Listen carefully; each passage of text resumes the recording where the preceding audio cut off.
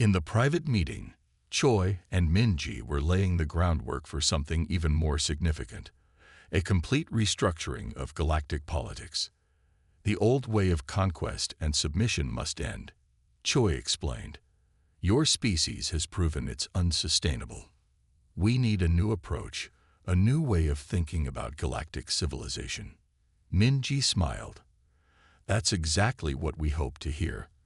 We've prepared detailed proposals for a transitional period, leading to a more equitable galactic community. As the day progressed, more council members quietly sought private meetings with Earth's representatives. The momentum for change was building, driven by a combination of respect for Earth's capabilities and recognition of the need for reform. Ambassador Shin concluded the public session with a powerful statement. The galaxy stands at a crossroads. We can move forward together, combining our strengths, or we can continue down a path of conflict. Earth has made its choice. We await yours. The impact of his words resonated through both the public and private chambers. In the secret meeting, Choi and Minji were already discussing practical steps toward alliance. This won't be easy, Choi warned. Centuries of tradition don't change overnight. Nothing worthwhile ever is, Minji replied. But together, we can build something better than either of us could achieve alone. As the diplomatic sessions ended, both sides knew that a fundamental shift had occurred. The Council's age of unopposed dominance was over. A new era was beginning, one that would either see the rise of a peaceful galactic partnership or the continuation of a conflict that neither side truly wanted. Ambassador Shin's final words echoed through the chambers. The choice is yours, honored council members. But remember, humanity will never stop growing, never stop advancing, and never stop reaching for the stars. We would prefer to do so as friends rather than adversaries. The turning point had arrived. The galaxy would never be the same. The signing ceremony began as Earth's sun rose over the Pacific Ocean, visible through the massive viewport of the Council's flagship. The chamber, once a symbol of absolute power, now served as the birthplace of a new galactic order. The Treaty of Sol would change everything, marking humanity's official entry into galactic civilization not as subjects, but as equals. Admiral Dae-ho Kim stood beside Ambassador Ju-won Shin, both wearing their formal uniforms. Across from them, Supreme Counselor Hae-jin Lee had traded his conquest regalia for simpler diplomatic robes, a subtle but significant change that spoke volumes about the shifting balance of power. Young Mi Kang's fingers danced across her console as she recorded every detail of this historic moment. Her official records would show how the mighty Galactic Council had found not just an equal, but a partner in humanity. The data streams captured every word, every gesture, as centuries of tradition gave way to new possibilities. Today marks not an ending, but a beginning, Hae-jin Lee announced, his voice carrying newfound humility. The Council acknowledges humanity's right to self-determination, and more importantly, recognizes the wisdom they bring to our galactic community. The treaty itself represented months of careful negotiation. Its terms established new protocols for first contact with other civilizations, created joint scientific initiatives, and outlined a framework for sharing technology, while respecting cultural differences. Admiral Kim stepped forward to sign first, his pen hovering over the document. He paused, remembering the tense moments when the Council's fleet first appeared in Earth's sky. How different things might have been if they had chosen aggression over diplomacy. The stars have always called to humanity, he said as he signed. Now we answer that call not as conquerors or subjects, but as explorers and allies. Ambassador Shin added his signature next, followed by Hae-jin Lee. Each signature was recorded in multiple formats, preserved for future generations across a dozen worlds. The treaty would serve as a template for a new way of conducting galactic affairs. Outside the flagship, a joint fleet of Earth and Council vessels maintained formation. The human ships, with their innovative designs and hybrid technology, flew alongside the ancient but powerful Council vessels. Together, They presented a powerful symbol of cooperation. Colonel Park's console lit up with incoming data. "Sir, they're scanning our defenses, and they're detecting our hidden installations. Their energy signatures suggest confusion and increased activity." Admiral Kim allowed himself a small smile. The Council had expected to find a primitive world, easy to intimidate and conquer. Instead, they found a united humanity, armed with hybrid technology, and prepared for this very moment. The next few hours would change the course of galactic history, and humanity had no intention of playing the role of conquered subjects. As tensions mounted in space, Earth's population remained largely unaware of the confrontation happening above their heads. In cities across the globe, people went about their daily lives, protected by the silence maintained through decades of preparation. The world's governments had agreed long ago that when first contact came, they would face it united and prepared, rather than in chaos and panic. The ball was now in the Council's court, and humanity waited to see how they would react to their first taste of human defiance.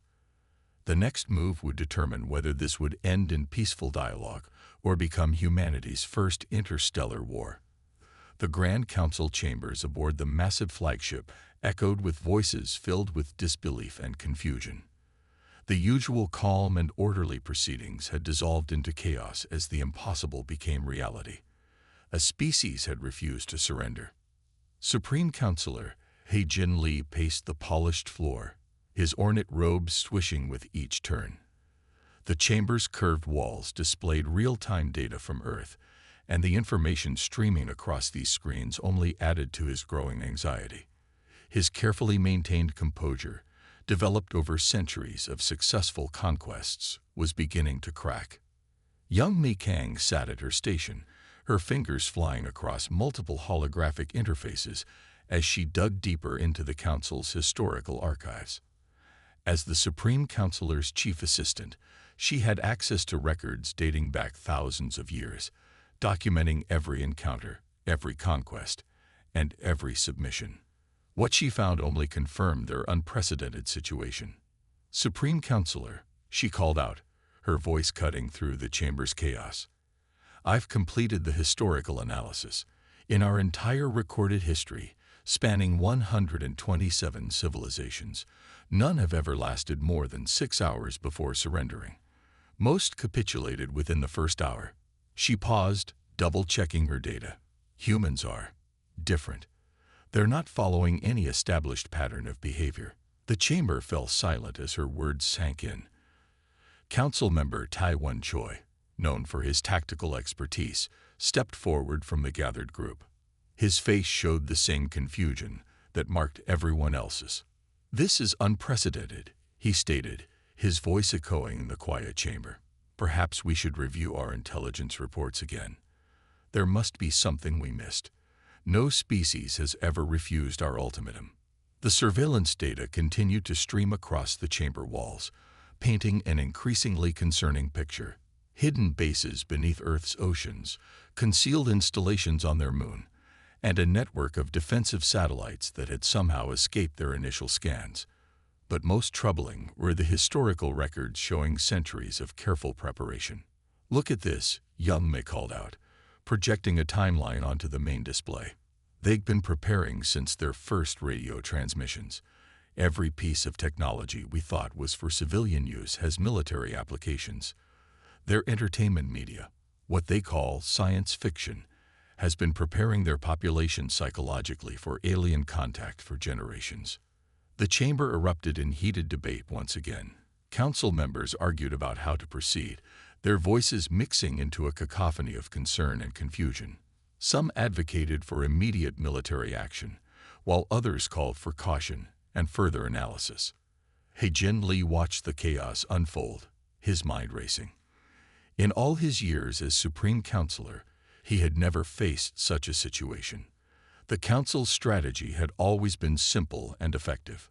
Overwhelm with superior numbers, demand surrender, and integrate the new species into their empire. It had worked flawlessly for millennia.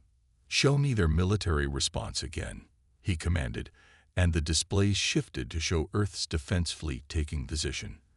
The formation was unlike anything they had seen before, a perfect blend of conventional tactics and innovations that seemed to anticipate the Council's standard attack patterns. Young Mei brought up another disturbing piece of data. "Sir, we've detected energy signatures similar to our own technology in their ships, but they're using it in ways we never considered. They've somehow taken our basic principles and improved upon them." Taiwan Choi moved closer to the displays, his expert eyes analyzing the human fleet's positioning. "Their strategy, it's like they've been studying us. But that's impossible. We've never encountered them before." A junior analyst rushed into the chamber, clutching a datapad. "Supreme Counselor, we found something in their historical records. They've had crashed scout ships we thought were lost to navigation errors centuries ago.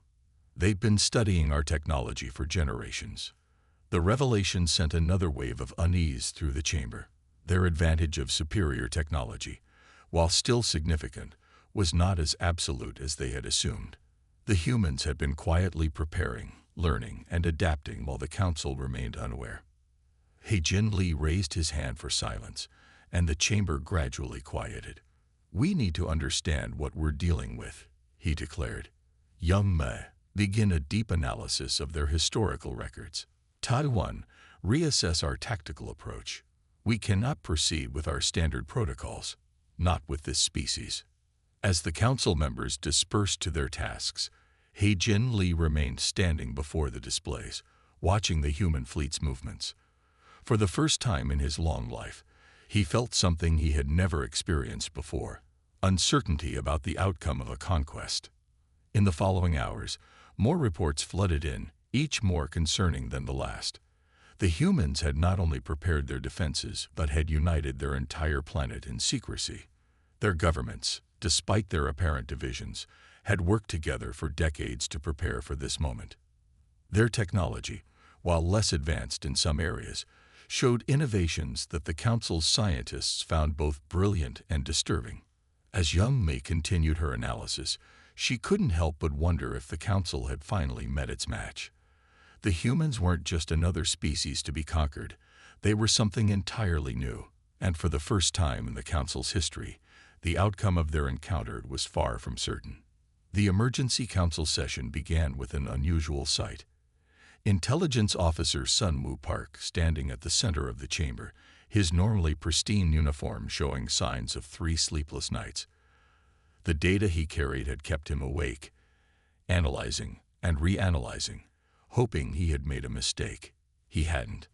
"Honorable Council members," he began, his voice steady despite his exhaustion.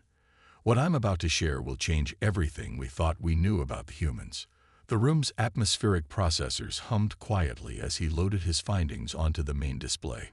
The first image showed a crashed scout ship, one of many the Council had written off as lost to space accidents over the centuries. But this image was different. It showed the ship partially disassembled, surrounded by human scientists in primitive protective gear. The timestamp read 1947. This is where it began. Sun Woo continued, advancing through a series of images spanning decades. The humans didn't just find our ships, they studied them. They learned from them. And most importantly, they kept it secret from their own people. The Council chamber fell silent as more images appeared. Human laboratories where alien technology was carefully taken apart, studied, and rebuilt. Documents showing test results, failed experiments, and finally, successes. Each image told part of a story that none of them had expected. Their adaptability is unprecedented, Sun Woo explained, highlighting specific examples. They've combined our technology with their own innovations in ways we never considered. Take their shield systems, for example. They took our basic particle barrier technology and merged it with their understanding of electromagnetic fields. The result is more efficient than our own designs. A senior council member leaned forward. Impossible. They couldn't have improved on our technology. We've been developing these systems for millennia. Sun Woo pulled up another display. That's exactly why they could improve it. They weren't bound by our traditional thinking. They approached everything as a puzzle to be solved, not as established science. Look at their power systems. The display showed human reactor designs that merged Council technology with Earth-based innovations. Where Council ships used standard antimatter reactors, humans had developed hybrid systems that combined antimatter with something they called cold fusion. They saw problems we didn't even know existed. Sun Wu continued. Their shorter lifespans actually worked in their favor. Each new generation approached the technology with fresh eyes, without preconceptions. Young Mi Kang, who had been quietly analyzing the data, spoke up. The most remarkable thing isn't just their technical achievements. It's how they kept this secret. Their entertainment media openly discussed alien life and advanced technology, but they disguised their real progress as fiction. They hid the truth in plain sight. The chamber's displays filled with examples of human science fiction, stories that, in retrospect, were clearly based on their actual technological developments. Movies showing spacecraft with capabilities suspiciously similar to their real hidden fleet.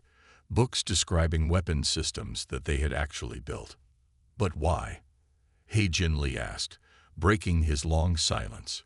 Why maintain such secrecy, even from their own people? Sun Wu's answer was simple yet profound. Because they were waiting for us. They knew someone would come eventually.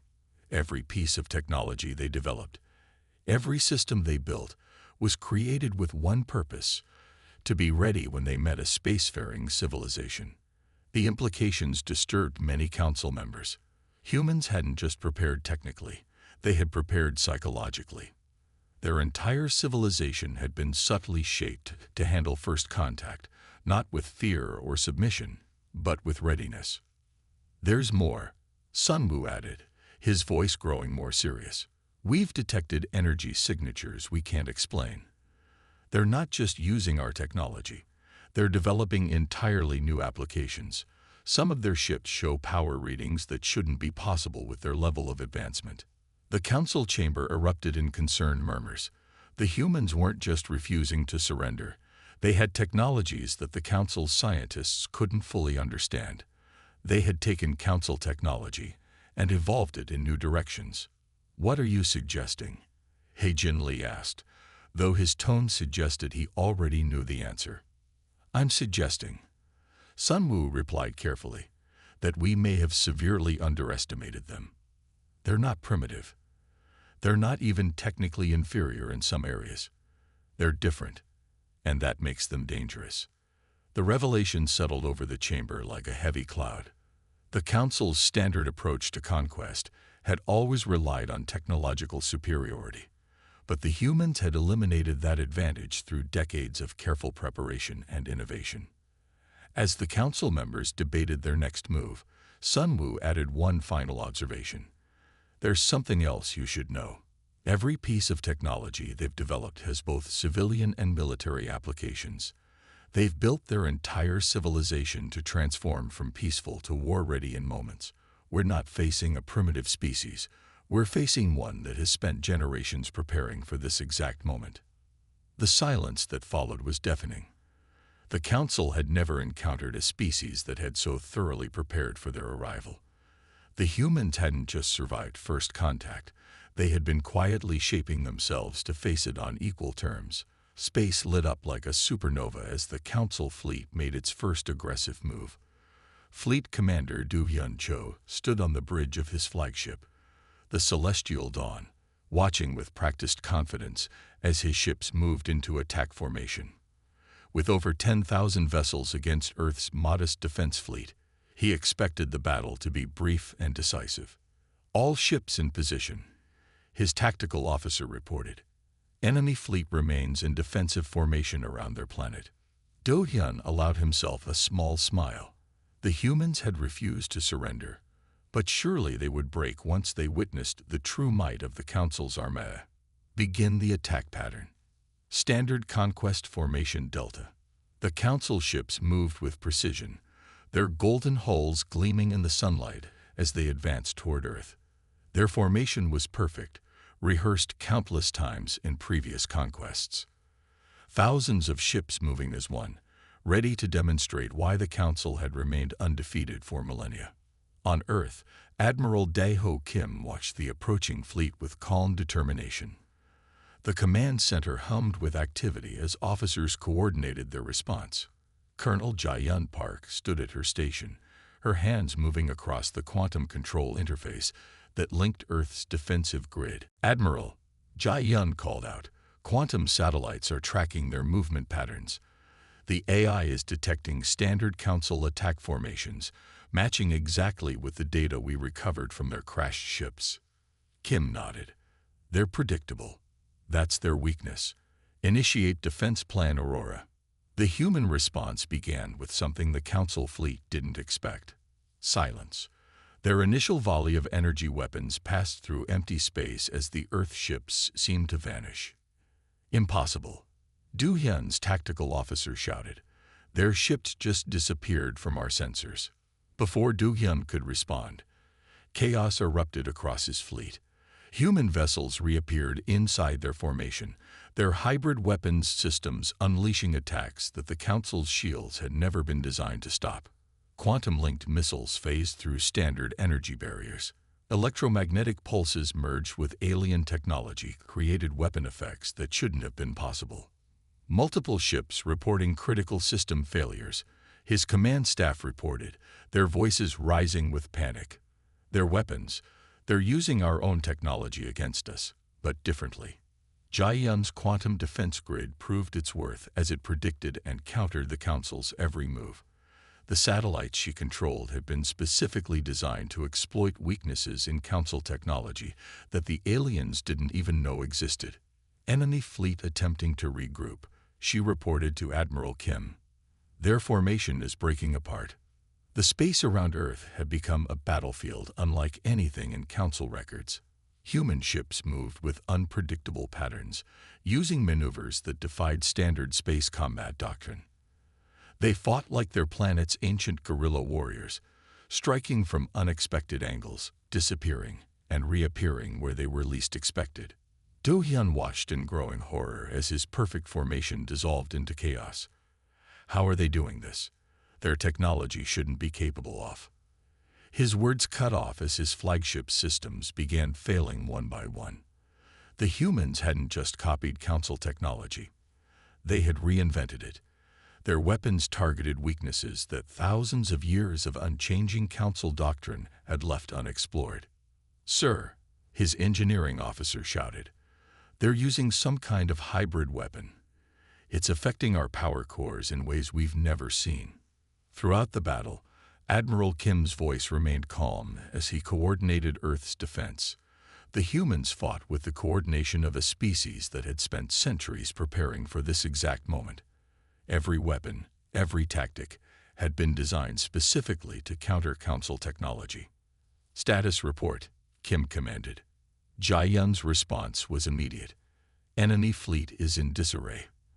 Their standard formation has completely broken down. Our quantum-linked weapons are bypassing their shields, and their response times are slowing." The Council fleet, for the first time in its history, began to retreat. Their perfect formations had been shattered, their superior numbers rendered meaningless by human innovation and preparation. Do-hyun stared at his failing command displays, watching as ship after ship fell to human attacks. "Impossible," he whispered as his flagship systems failed one by one. "We are the Council. We cannot be defeated by. But they were being defeated. The humans hadn't just prepared for battle. They had prepared specifically for this battle. Every weapon they launched had been designed to exploit weaknesses in Council technology. Every tactic they employed countered standard Council doctrine. "Admiral Kim," Jae-yun reported with barely contained excitement, "the enemy fleet is withdrawing. Their remaining ships are falling back beyond lunar orbit." The battle had lasted less than an hour. The mighty Council fleet, undefeated for thousands of years, had been forced to retreat by a species they had considered primitive just days ago. As the Council ships disappeared into the darkness of space, Admiral Kim allowed himself a small smile. "Send word to all commands. Maintain battle stations. They'll be back, and next time they won't underestimate us." In his crippled flagship, Du Hyun Cho stared at the blue planet that had just dealt the Council its first defeat in recorded history. The humans hadn't just survived. They had revealed themselves as a force that could challenge the Council's dominion over the galaxy. The first battle was over, but everyone knew this was just the beginning. Humanity had shown its hidden strength, and the galaxy would never be the same. The Council's main archive chamber had become Chief Analyst Min Seo Kwan's second home in the days following their devastating defeat. Surrounded by holographic displays showing thousands of years of human history, she had barely slept, driven by an urgent need to understand their unexpected adversary. The chamber's soft blue lighting illuminated her tired face as she organized her findings. Around her, screens displayed scenes from Earth's past: battles, recoveries, revolutions, and renewals. Each event added another piece to a puzzle that was becoming increasingly disturbing. "You've requested an emergency session," Supreme Counselor Hae-Jin Lee said as he entered the chamber with other council members. "What have you found?" Min Seo took a deep breath. "What I'm about to show you will challenge everything we thought we knew about warfare and species development." She gestured, and the displays shifted to show various human conflicts throughout history. "Their entire recorded history is filled with warfare," she began, "but not in the way we understand it. Look at this pattern." She highlighted various historical events. Every time they face a major conflict, they don't just fight. They evolve. They adapt. Each war pushes them to develop new technologies, new strategies, new ways of thinking. The council members watched as she showed them humanity's rapid technological advancement during their world wars, their Cold War, and countless smaller conflicts. "But here's what's truly remarkable," Min Seo continued, pulling up more recent data. "They've taken the lessons from every conflict and applied them to peaceful development. Their civilian technology advances alongside their military capabilities. They don't just prepare for war, they prepare for everything." Hae-Jin Lee leaned forward, his eyes narrowing. "Explain." "Take their response to our attack," Min Seo said, bringing up battle footage. "Their ships use tactics we've never seen before because they don't think like us. While we perfect a strategy and stick to it, they constantly question and adapt. They look for weaknesses, find new approaches, improvise solutions we would never consider." She showed examples of human ships using unconventional maneuvers, combining technologies in ways the Council had never imagined. "They don't fight like we do. They adapt, improvise, and overcome. Every failure becomes a learning opportunity. Every setback makes them stronger." The chamber fell silent as the implications sank in. The Council had always relied on its superior technology and unchanging tactics. They had never needed to adapt because they had never faced real resistance until now. "There's more," Min Seo said quietly. "Their entertainment media, what they call movies and games, they've been using them to prepare their population psychologically for centuries. Every possible scenario of alien contact, from peaceful to hostile, has been explored in their fiction. Their people are mentally prepared for any outcome." She showed clips from various human films depicting alien invasions and first contact scenarios. "They'd been rehearsing this encounter in their minds for generations. When we arrived, they weren't shocked or afraid. They were ready." Hae-Jin Lee watched with growing concern as more council members began shifting uncomfortably in their seats. Their assumptions about humanity's capabilities had been wrong from the start, and each new revelation made their situation more precarious. "Look at their response to crisis situations," Min Seo continued, showing various natural disasters and human responses. "They don't just recover, they'd rebuild stronger.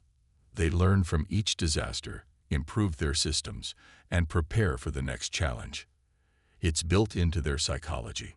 The displays showed scenes of cities rising from ruins, new technologies emerging from necessity, communities coming together in the face of adversity. "And perhaps most concerning," she added, "they're united now in a way they've never been before. Our arrival has given them a common purpose. Historical enemies are sharing technology and resources. Former adversaries are coordinating defense strategies. We've inadvertently helped them overcome their internal divisions. One of the council members spoke up. Surely they must have weaknesses we can exploit. Min Seo nodded slowly. They do have weaknesses, but they know them. They study their own failures with the same intensity they study their successes. They plan for their weaknesses, compensate for them, and work to overcome them. It's not that they're invincible. It's that they're always ready to face their vulnerabilities and adapt. The implications were clear. The Council wasn't just facing a technologically capable adversary. They were facing a species that had turned adaptation and improvement into an art form. A species that grew stronger with each challenge, that learned from every encounter, that had spent its entire history preparing for moments exactly like this. "What do you recommend?" He Jin-Lee asked, his voice heavy with the weight of the situation. Min Seo looked at the displays one last time. "We need to completely rethink our approach. Standard tactics won't work against them. If we continue to treat them as just another species to be conquered, we risk not only defeat but also revealing our own weaknesses to a civilization that excels at exploiting them." As the council members filed out of the chamber, He Jin-Lee remained, staring at the images of human resilience and adaptation. The galaxy had just become a much more complicated place, and for the first time in council history, the path forward was unclear. The psychological warfare had begun, but not in the way the council had expected. They weren't just fighting human weapons and technology. They were facing an entirely new way of thinking about conflict, adaptation, and survival. The Grand Diplomatic Chamber aboard the neutral station hummed with tension as Ambassador Ju-Won Shin stepped forward to address the Galactic Council.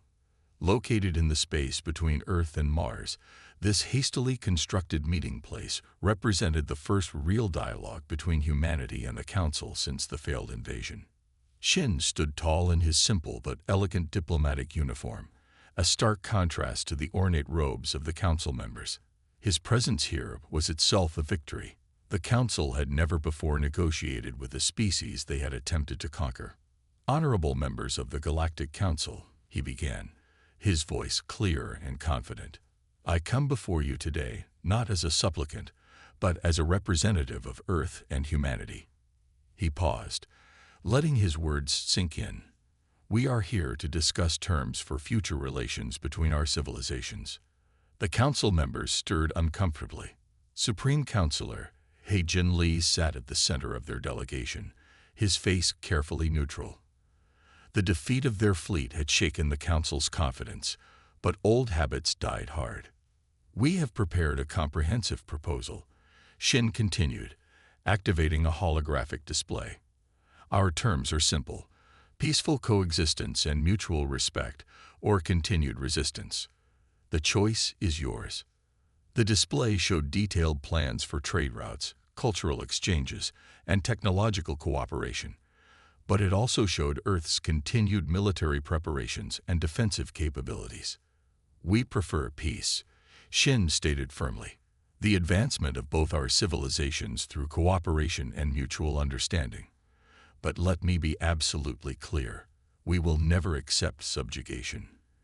Any future relationship must be based on equality and respect."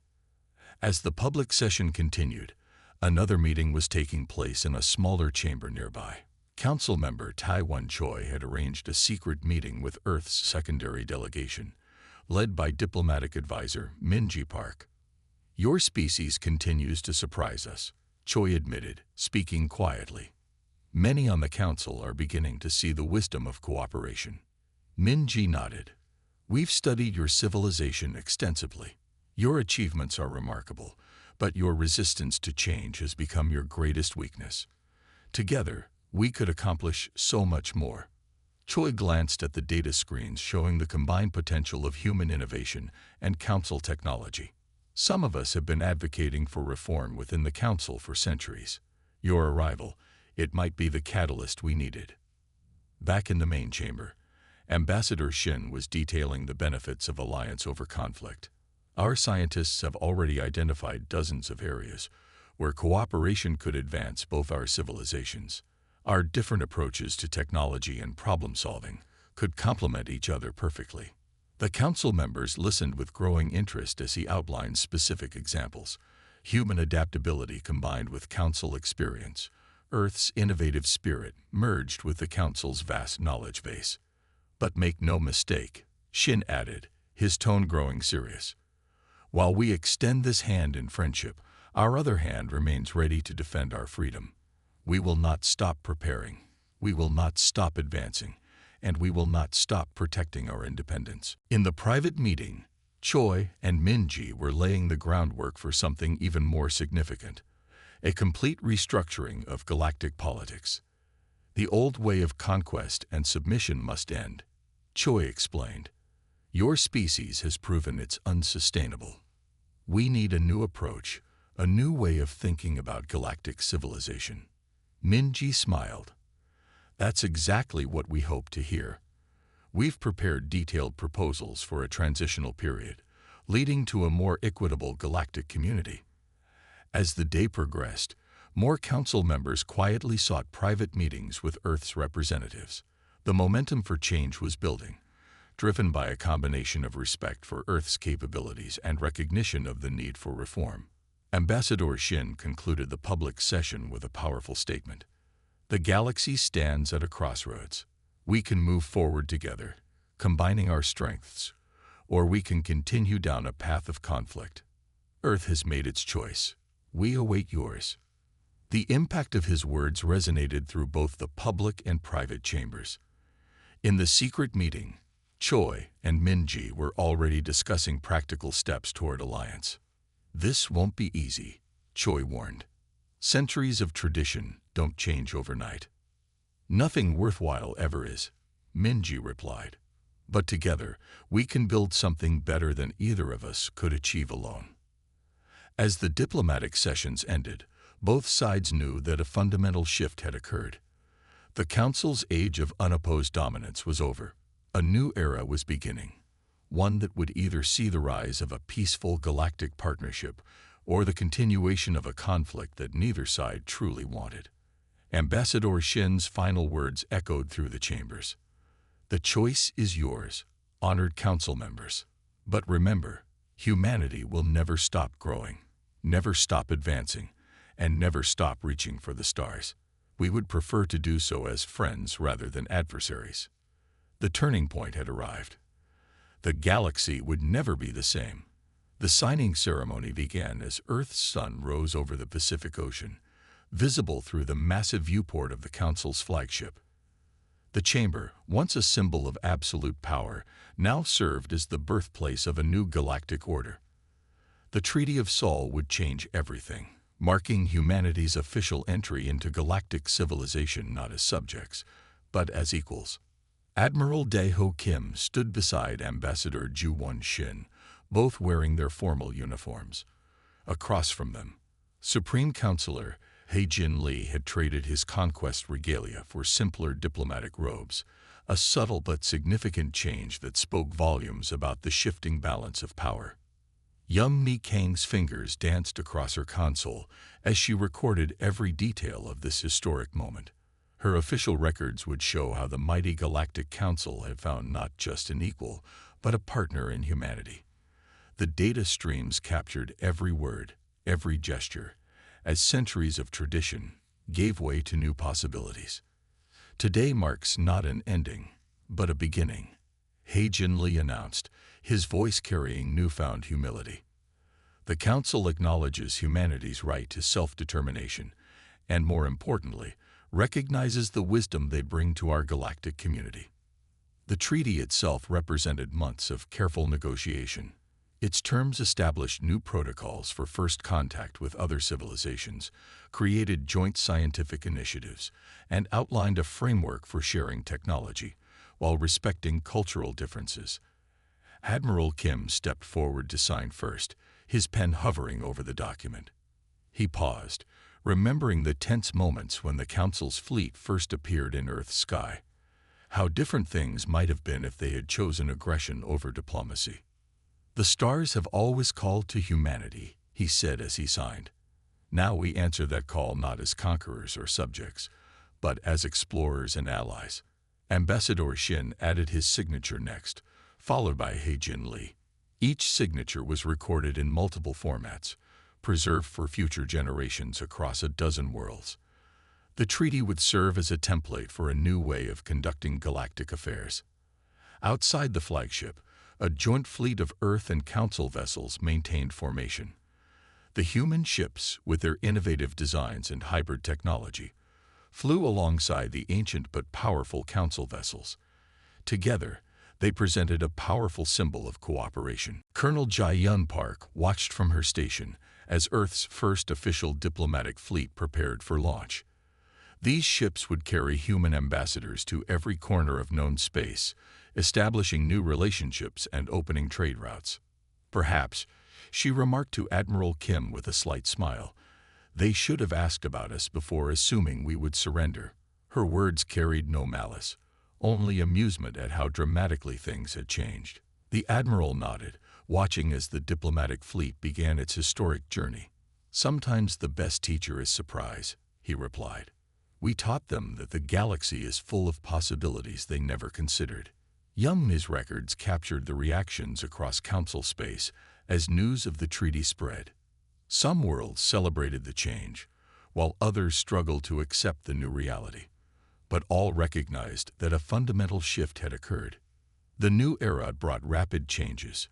Human innovations began appearing throughout Council space, new ways of thinking about old problems, fresh approaches to technology and culture. The Council's vast experience combined with human creativity led to breakthroughs that neither civilization could have achieved alone. Research centers sprung up on dozens of worlds, where human and Council scientists worked together. Trade routes buzzed with activity as Earth's goods and ideas spread across the galaxy. Cultural exchanges flourished as humans eagerly learned about other civilizations, while sharing their own rich history. "Look at them," Heijin Li said quietly to Taiwan Choi as they watched a group of human and Council engineers discussing a new prototype. "They don't see limitations. They see possibilities we never imagined." The impact of humanity's influence spread far beyond technology and trade. Their approach to problem-solving, their ability to adapt and innovate, their willingness to question established practices, all began to influence Council society in subtle but profound ways. As Earth's diplomatic fleet disappeared into the depths of space, Ambassador Shin turned to Admiral Kim. "This is just the beginning, isn't it?" Kim nodded, watching the stars. "Humanity has always dreamed of reaching for the stars. Now we're not just reaching. We're helping to reshape the galaxy itself." The new galactic order was taking shape, built on mutual respect and shared wisdom rather than dominance and submission. Humanity had earned its place among the stars, not through conquest or surrender, but by standing firm and offering friendship instead of submission. As Young Mei completed her historical record of the day's events, she added a personal note. "Today marks the beginning of a new chapter in galactic history. The Council has learned that true strength lies not in forcing others to submit, but in learning to grow together. Humanity's influence will reshape our civilization in ways we have only begun to imagine." The new era had begun, and the galaxy would never be the same.